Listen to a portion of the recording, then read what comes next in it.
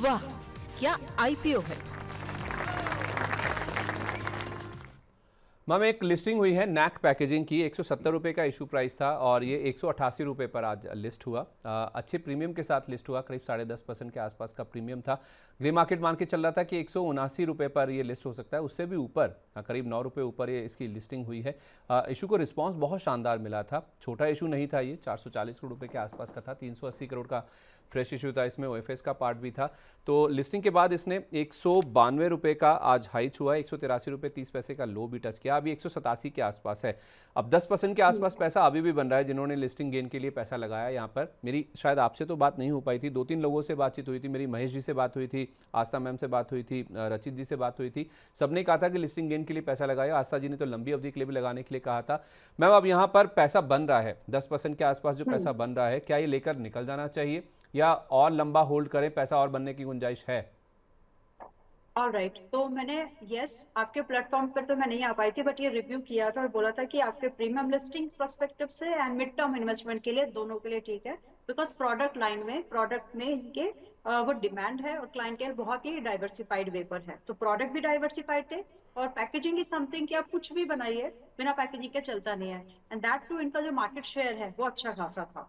तो जो चीजें आपके लिस्टिंग से पहले थी, कंपनी के फंडामेंटल पॉइंट ऑफ व्यू से बदली नहीं है, तो वो अभी भी इंटैक्टेड है। और बहुत ऐसी 30-40% अब की भी लिस्टिंग नहीं हुई है कि आपको बहुत ओवर वैल्यूएशन यहाँ पर अभी फिलहाल प्राइस पे दिख रही हो। Kind of a soothing condition. अगर आपने स्विंग ट्रेड किया था, साउंड अजीब करता है ये, बट आईपीओ आपके 10 से 12 दिन के अंदर आईपीओ का पैसा आपका, आईपीओ डे लिस्टिंग की प्रैक्टिस ही यही करिए, जो मिला सो आपका। अगर उस दिन नहीं तो फिर जो आपने बिजनेस के बारे में समझा था उसके साथ फिर आप टिक जाइए, उसके साथ फिर अटैच होकर के काम कर लीजिए। तो मेरी नजर में मिड टर्म के लिए अगर आप होल्ड करके जाए, आई एम नॉट सी नीचे आपको आकर के एक बार सता नहीं, वहां सता सकता है थोड़ा सा, आप चाहे तो फिर बुक कर लो, वहां पर आप बहुत ऐड कर लीजिए। लेकिन मेरी जो टारगेट की एक्सपेक्टेशन है, मैं इसको यहाँ से अभी 185 पे चल रहा है, लिस्टिंग की है, अभी गेट पर ही है, बट 200 रुपए से लेकर के करीबन 235 रुपए के टारगेट में देख रही हूँ। और हमेशा मेरा फोकस सभी बिजनेस पर रहता है। कुछ क्लासिक एग्जांपल्स जो हम लोगों ने रिकमेंडेशन में लाए कि ये सेकेंडरी मार्केट में बढ़िया परफॉर्म करेंगे, मिले तो खरीद लीजिएगा, एक से उसमें से एमबी पॉलिटेक्निक, बहुत सारे एग्जांपल्स है। तो आपको बिजनेस मॉडल अगर समझ में आया तो थोड़ा दिन रहिए उसके साथ। मुझे इसका बिजनेस मॉडल पसंद है, प्रोडक्ट में दम है, और कहीं कहीं ये आपको मिड टर्म इन्वेस्टमेंट पॉइंट से उदास नहीं करेगा। जो पहले आ जाए 200 या 220, मतलब जब ये टारगेट्स आप आ जाए दिए हुए टाइम फ्रेम से, दिसंबर से पहले भी चाह बुक करके निकल सकते हैं, बट अभी तो होल्ड की ही सलाह दूंगी। अब जिनके पास, जिनको आईपीओ नहीं मिला क्योंकि सब्सक्रिप्शन था इसमें, तो आप लोगों को मिल 75 के आसपास, तो आप चाहे तो नंबर ऐड भी कर सकते हैं। हो सकता है कि कल परसों में मिल जाए, क्योंकि जब ब्रॉडर मार्केट में प्रेशर बढ़ता है, जो कि बढ़ रहा है अभी, निफ्टी आपका 24,050-55 आ गया है, सेंसेक्स आपका 77,000 समथिंग आ गया है, बैंक निफ्टी आपका 57,370 आ गया है। तो वो प्रेशर, जो स्टॉक ना गिरने वाले भी होते हैं, वहां पर भी प्रॉफिट बुकिंग के सेंटीमेंट को ट्रिगर करते हैं। तो थोड़ा सा सोच समझ के, बाकी मिड टर्म इन्वेस्टमेंट को लेकर स्टिल बुलिश। स्टॉप लॉस क्या होगा अगर कोई 175 पे खरीदता है? जी, उस समय आपका स्टॉप लॉस बैठेगा 160 का, क्योंकि टारगेट 200-235। ओके, ठीक है।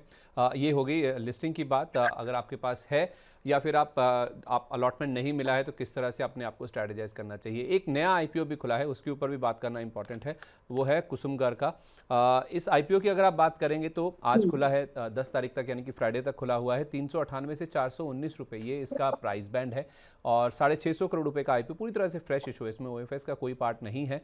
और इसमें आप देखेंगे तो एंकर निवेशकों से इन्होंने कुछ 194 करोड़ के आसपास की रकम ऑलरेडी जुटा ली है इस 650 करोड़ में से। और ग्रे मार्केट मान के चल रहा है कि 168 रुपये ऊपर, अगर 419 रुपये पर हायर बैंड पर बुक बनती है तो ये स्टॉक आपको शायद 587 रुपये पर लिस्ट हो सकता है, यानी कि पर शेयर आपको 168 रुपये का फायदा हो सकता है। 35 शेयरों का लॉट है, 40% पैसा बनने की उम्मीद है इस आईपीओ में, ऐसा ग्रे मार्केट एक्सपेक्ट करके चल रहा है। आपका क्या मानना है, लिस्टिंग गेन में पैसा बनेगा? अगर हाँ तो क्या केवल लिस्टिंग गेन के लिए लगाएं या लंबी अवधि के लिए भी लगा सकते हैं? देखिए, लंबी अवधि का पैसा आपको, सॉरी, शॉर्ट टर्म वाला मिड टर्म वाला बहुत अच्छा पैसा आपको लिस्टिंग डे पर ही बन जाना है, ऐसा लगा है।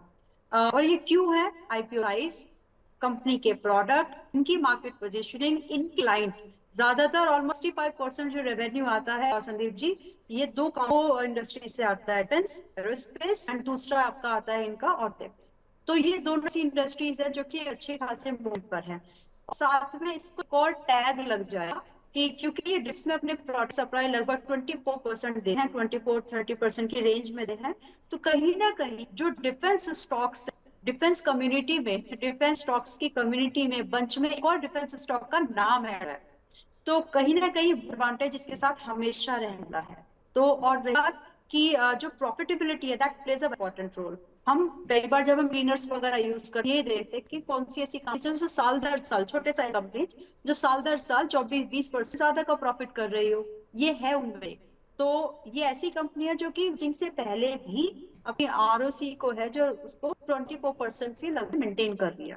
सो प्रॉफिट है, ब्रांडिंग है, ब्रांड पोजीशनिंग ठीक है, क्लाइंटेल बहुत डाइवर्सिफाइड है, प्रोडक्ट अच्छे हैं, सब कुछ ठीक है, इसीलिए रिस्पॉन्स, और जो साइज है वो भी ठीक ठाक है, उतना छोटा साइज नहीं है, इसीलिए रिस्पॉन्स उतना जो है बेहतर मिला है।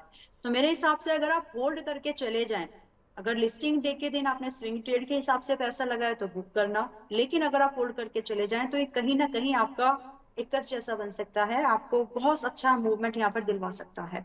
तो होल्ड करने की भी सलाह है, सब्जेक्ट टू अगर आप पेशेंस के साथ होल्ड कर ले, ज्यादा लॉस लीजिएगा मत। प्रीमियम लिस्टिंग होने वाली है, दिख ही रहा है नंबर से, सब्सक्रिप्शन डेटा नंबर दिखा ही रहा है। एंड आपकी आईपीओ अपर बैंड पर 10% गेन पर अपना ट्रेडिंग लगा के रखिएगा। अब मोस्ट ऑफ द केसेस में मिलेगा नहीं, क्योंकि सब्सक्रिप्शन का डेटा सजेस्ट कर रहा है कि प्रोराटा पर भी अगर आपकी जाएगी सब्सक्रिप्शन अलॉटमेंट, तो बहुत लोगों को नहीं मिलने वाला है। तो उस केस में एक बार सेकेंडरी मार्केट में इसकी परफॉर्मेंस को, वैल्यू को थोड़ा देख लेंगे, कुछ दिनों के बाद वो दोबारा कहाँ पर एंट्री ले सकते हैं वो सजेस्ट करेंगे। बट अभी के लिए application mid term and premium listing दोनों प्रोस्पेक्ट से करना चाहिए। ठीक है, प्रीमियम लिस्टिंग के लिए भी, यानी कि लिस्टिंग गेन के लिए भी, और मीडियम टर्म के लिए भी इस आईपीओ में ज़रूर आपको पैसा लगा कर के चलना चाहिए। चलिए, ये बात हो गई प्राइमरी मार्केट की कि कुसुमगर आईपीओ, इसमें आपको कितना रिटर्न मिल सकता है और कैसे आपको इन्वेस्ट करना है, और आज जो लिस्टिंग हुई है उसमें आपको किस तरह से व्यू बना के चलना है, अगर अलॉटमेंट मिला है और अलॉटमेंट नहीं में मिला है तो भी उस केसेस में। चलिए, आईपीओ वाला सेगमेंट हम यहीं पर वाइंड अप करते हैं। वाह, क्या आईपीओ है!